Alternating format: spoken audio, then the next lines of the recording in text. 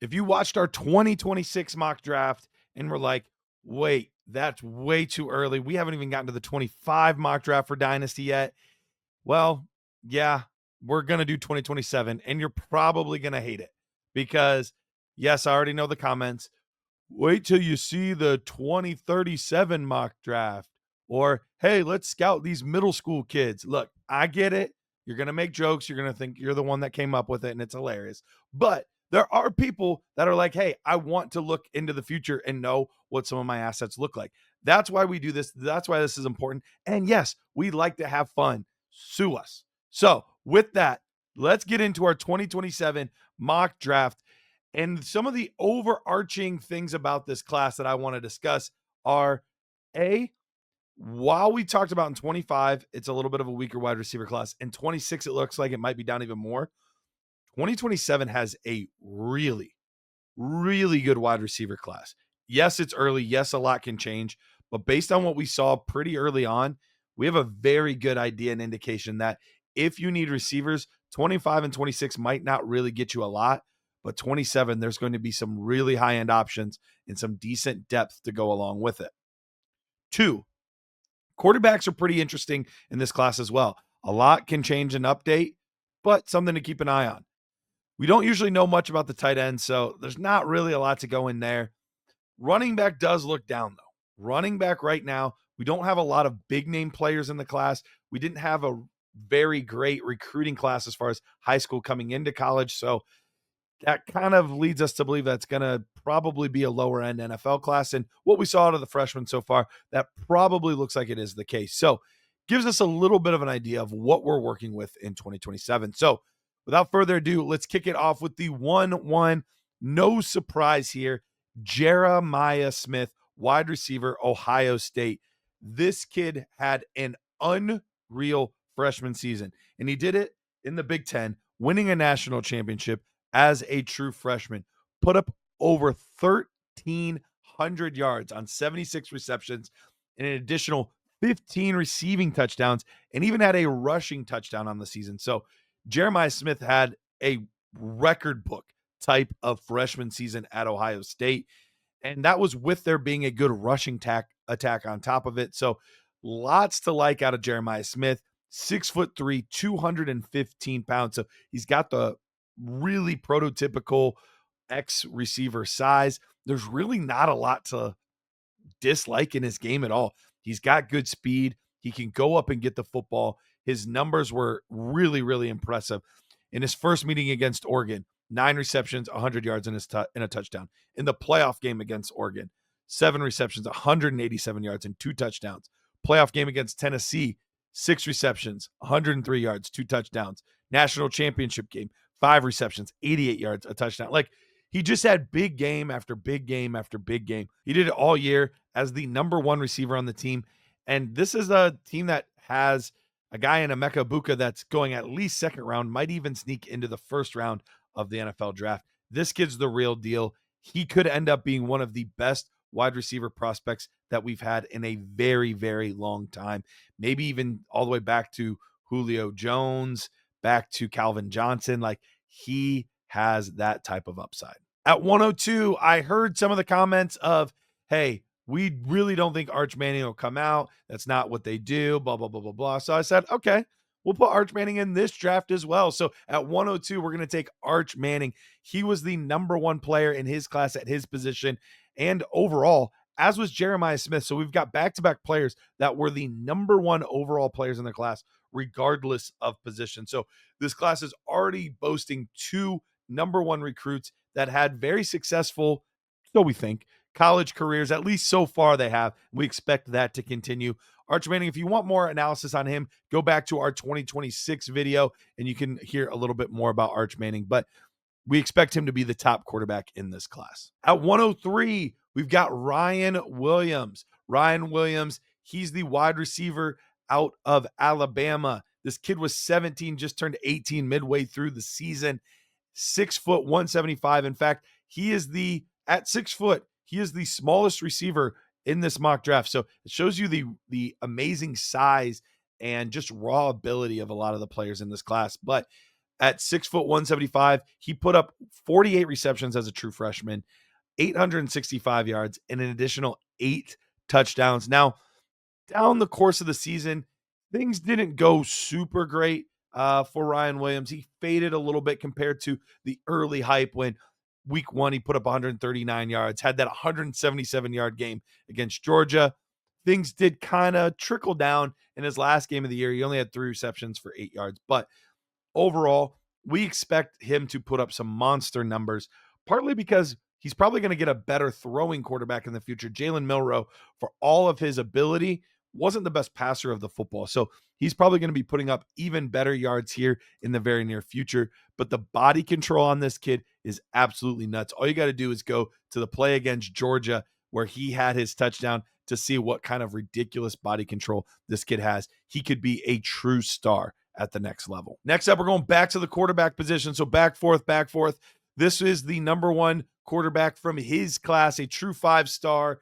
He was the number 3 overall player behind Jeremiah Smith and one other guy, but DJ Lagway. He is the quarterback for the Florida Gators, took over partway through the year. And while his numbers as a true freshman aren't eye-popping, only 1,900 yards, 12 touchdowns, 9 interceptions, he showed that he can do some things on the ground, but it's more of a potential thing with this kid. 6'3", 239. So he is truly built to take a pounding. He's a player that has a very, very strong arm and a very, very high ceiling. And he showed towards the end of the season that he can put the team on his back and beat some of the top tier teams. They beat LSU. They beat Mississippi. And they had a good game in their bowl game against Tulane as well. So he put up some really big games towards the end of the year against some tougher top tier opponents. DJ Lagway, I think he's a player that he's more of one of those project upside players, not as polished as some of the other guys that we're going to talk about. But if he gets anywhere close to his ceiling, we could be seeing a dual threat guy that really truly has a cannon of an arm. Next up, we've got our third receiver.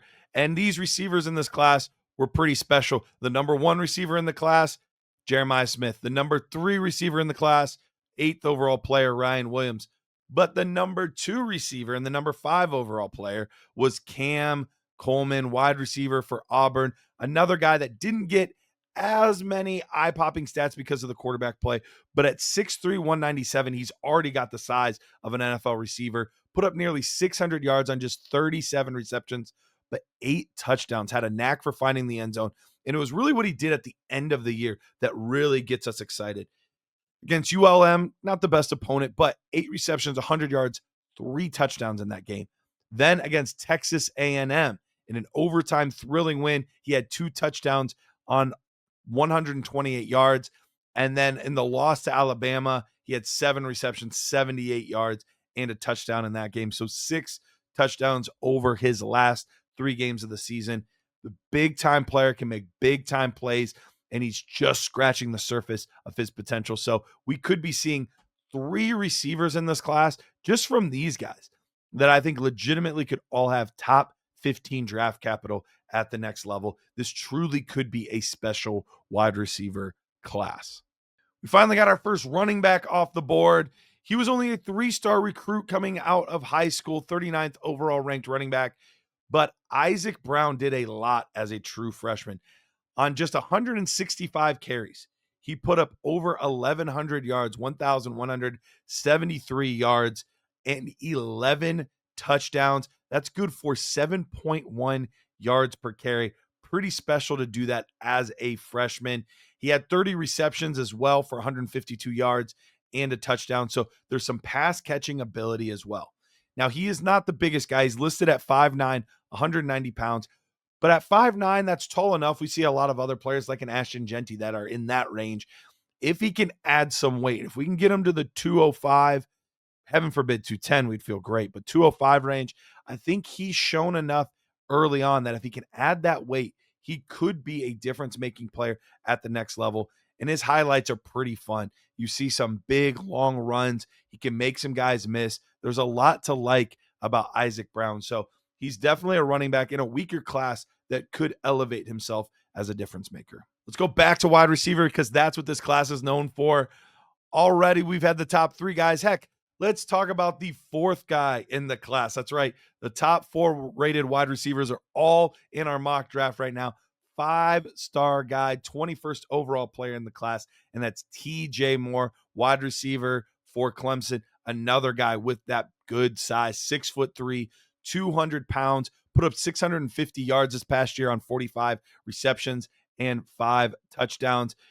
Really showed out in the first round of the playoffs. 9 receptions, 116 yards, and a touchdown against Texas. You like seeing these young guys come up in these big games. Cade Klubnik is coming back next year, so he's got a good quarterback throwing him the ball. We might even talk about his teammate here in a little bit as well. So this goes back to the days of guys like T. Higgins, guys like DeAndre Hopkins, some really good upside players at that wide receiver position. Clemson might be turning out another one here with TJ Moore. Next up, we have running back Nate Frazier, this Georgia running back. He was a 4-star recruit, 2nd running back in the class, and he showed us a decent amount as a true freshman.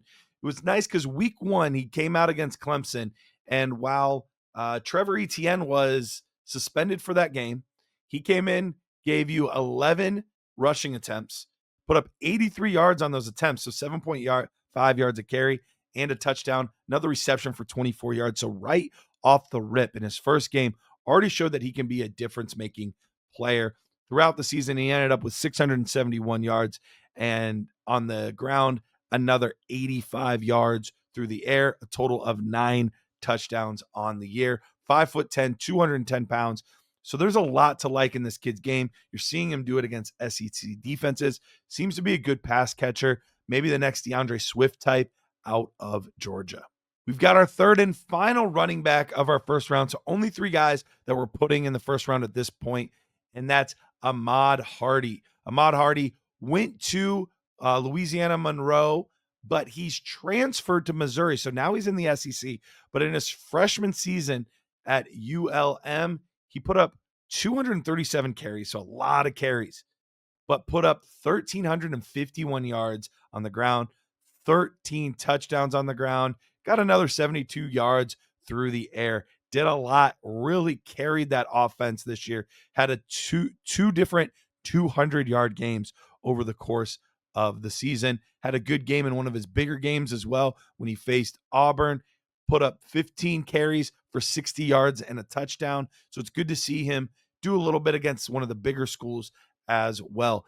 I'm really excited to see what he does as he transfers, because at 5'10", 205 pounds, there's definitely room to see him as a prototypical, maybe workhorse back at the next level if he continues to gain weight and build strength. Let's get to our final quarterback.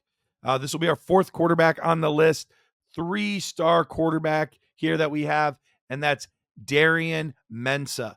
This is another transfer. So this kid started off at Tulane this past year, and as a freshman, put up 2,700 yards, 22 touchdowns, and 6 interceptions. Showed that he can do a little bit on the ground too. Remember, you get negative yards on sacks, so that brings a lot of these guys' yards down. But he had a game with 57 rushing yards and a touchdown in his game against Army at the end of the year, 41 yards. So there's a little bit of running, although he's not Lamar Jackson. He's not Jaden Daniels. Let's not get that confused. But there is maybe some dual threat ability here with Mensah. Mensah started off at Tulane. He is transferring to Duke, so he's going to have an opportunity at a little bit larger school to show what he can do. But right now, a player that I'm very, very interested in to see his maturation process. And at 6'3", 200 pounds, he's a guy that has the size. He seems to have the arm strength and the athletic ability to maybe be a dynasty asset down the road. We talked about one Clemson wide receiver. Let's get to their 4-star. They had the 11th ranked player in his class at wide receiver, 57th overall. That's Bryant Wesco, another big guy, 6'2", only 180 pounds, but still 6'2". We've got noticing a trend here, but he had even more yards than his teammate, 708 yards, 5 touchdowns, 41 receptions.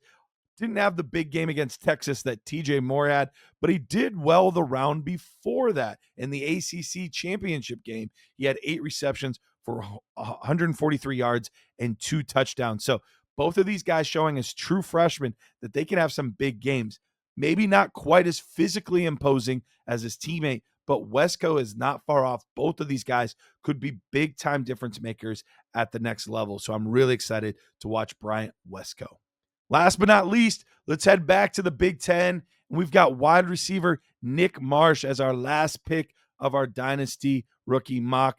41 receptions, 650 yards, and 3 touchdowns as a true freshman. This 6'3" player at 209 pounds already has the true physical build that you want out of a player like this. And he played some big games against some big defenses. He had 3 receptions for 58 yards against Oregon, 8 receptions for 113 yards against Iowa. He also had 4 receptions, 42 yards, and a touchdown against Michigan, and 5 receptions for 78 yards and a touchdown against Indiana.